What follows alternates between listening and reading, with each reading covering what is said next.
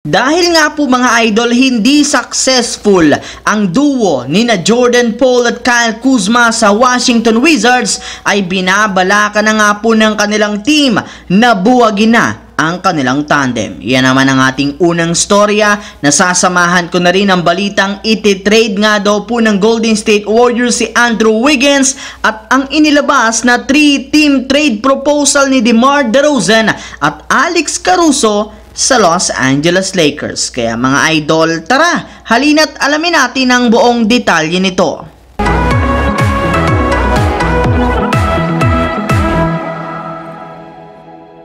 Alam naman nga po ninyo mga idol na isa nga po ang Washington Wizards sa mga worst team hindi lang sa Eastern Conference kundi pati na rin naman nga po sa buong NBA. Bukod nga po dyan, hawak rin naman nga po nila ngayon ang itinuturing na worst duo o tandem ni na Kyle Kuzma at Jordan Poole. Sa katunayan, ayon nga po sa ibinulgar na balita, meron nga silang pinagsamang -32 pagdating sa net ratings, 43 turnovers dahil sa bad passes, 31 shot attempts na nasasupalpal ng kanilang mga kalaban at higit sa lahat pinapabayaan nga po ang kanilang kalaban na makapagtala ng 122 points kada 100 plays. Kaya hindi na rin naman naiwasan pa ni Kyle Kuzma na maglabas ng sama ng loob sa nangyayari ngayon. Ayon nga po dito, aminado nga siya na hindi nila kayang bantayan o pahintuin man lang ang kanilang mga kalaban, gayong nagagawa nga po ng kanilang mga kalaban ano man ang gusto nilang gawin. Kaya hanggat hindi pa sila nagbabago, sigurado nga po na magsusunod-sunod pa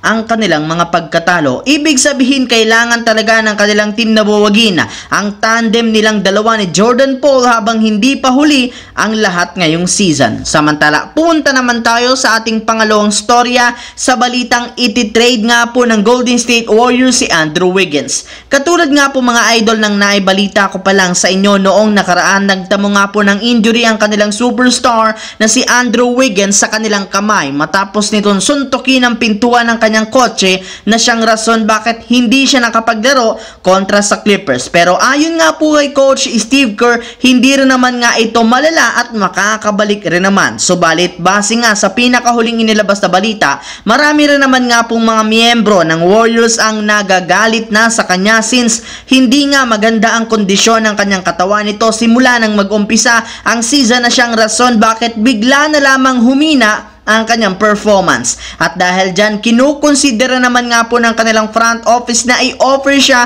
sa ibang kupunan kung sakasakali mang makahanap sila ng mas magandang kapalit sa kanya. Habang dumako naman tayo sa ating huling storya sa inilabas na 3-team trade proposal ni DeMar DeRozan at Alex Caruso sa Lakers. Since sobrang nahihirapan talaga ang Lakers na manalo laban sa mga contender, ay sinabi nga po mismo ng sikat na analyst na si Kendrick Perkins na kailangan nga talaga ng front office ng Lakers na gumawa na ng isang malakihang trade kung gusto man nilang mas maging competitive sa mga susunod na laro at kung gusto nilang umangat sa Western Conference. At isa nga po sa mga move na pwede nga po nilang gawin ngayon ay ang lumabas na 3-team trade proposal kasama ang mga teams ng Chicago Bulls at Sacramento Kings. Bali, dito nga makukuha ng Sacramento Kings ang kanilang matagal ng target na si Zach LaVine mula sa Chicago Bulls na makakatanggap rin naman ng napakaraming players katulad na lamang nina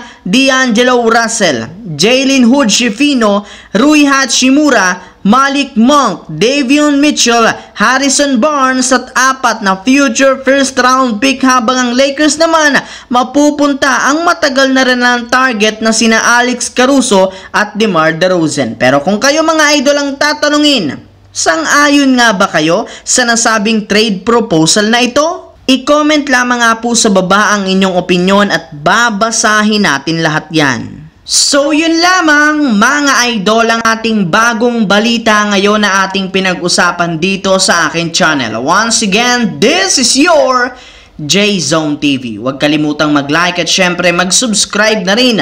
Pindutin ang notification bell sa aking channel para lagi kayo maging updated sa mga videos na pinapalabas ko. Isang malaking shout out sa lahat ng solid J-Zone TV dyan. Maraming salamat mga idol.